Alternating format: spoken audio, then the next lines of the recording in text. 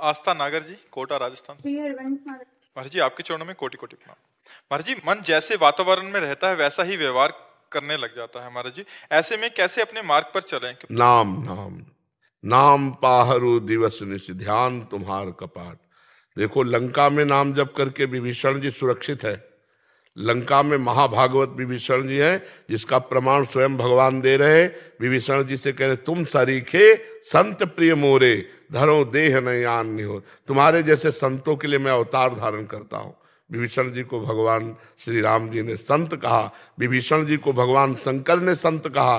जब रावण ने लात मारी और विभीषण जी ने हाथ जोड़कर कहा, तुम पितु सरिस भले मोहि मारा, तो कैलाश से बोल पड़े भगवान शंकर, उमा संत कही यही बड़ाई, जो मंद करत जो करे भलाई। ये देखो, ये विभीषण संत है। तो लंका में जब संत हो सकते हैं नाम के प्रताप से, तो फिर आप विचार करो लंका में जानकी जी कैसे सुरक्षित हैं।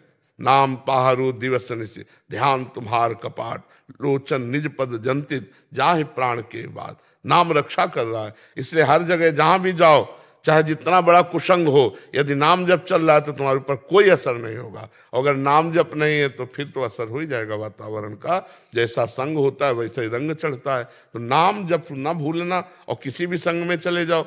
हम कह रहे हैं, अगर तुम दोस्तों के साथ फिल्म देखने जा रहे हो, अब तुम काउंटर पे अंगूठा रख लो, राधा राधा राधा, एक भी रंग नहीं चढ़ेगा, और आपको जलन होगी कि मैं इनके साथ क्यों आ गया।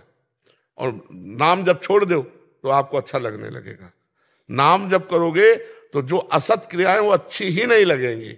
आप देख लो, नाम जब करते हुए आप राधा राधा राधा मत छोड़ना। और कोई भी भोग हो आप देखो तो आपको कोई स्वाद नहीं मिलेगा, क्योंकि असलियत प्रकाश पड़ रहा है। अब रस्सी में सांप समझ में नहीं आएगा, क्योंकि प्रकाश है, रस्सी रस्सी समझ में आएगी। तो ये भोग असत है। जब नाम चिंतन होगा तो कोई भी भोग आपको सुख नहीं दे पाएगा, केवल नाटक मात्र रहेगा। वही परमहंस है जो भोगों की इच्छा नहीं करता और भोगों को नाटक मात्र भोगता है। जैसे मान लो गृहस्थ है, अब वो पारिवारिक सब सुख है, वो केवल नाटक मात्र करता है, वो जीवन मुक्त हो जाएगा। गृहस्थी में रहते हुए भी संत है। जो इच्छा करके राग पूर्वक भोग भोगा जाता है वही बंधन कारक होता है। जो इच्छा रहित भगवान के चिंतन से युक्त, वो भोग भोगते हुए भी भोग उसको कभी परास्त नहीं कर सकते। वो भोग राग नहीं पैदा कर सकते, आसक्ति नहीं पैदा कर सकते।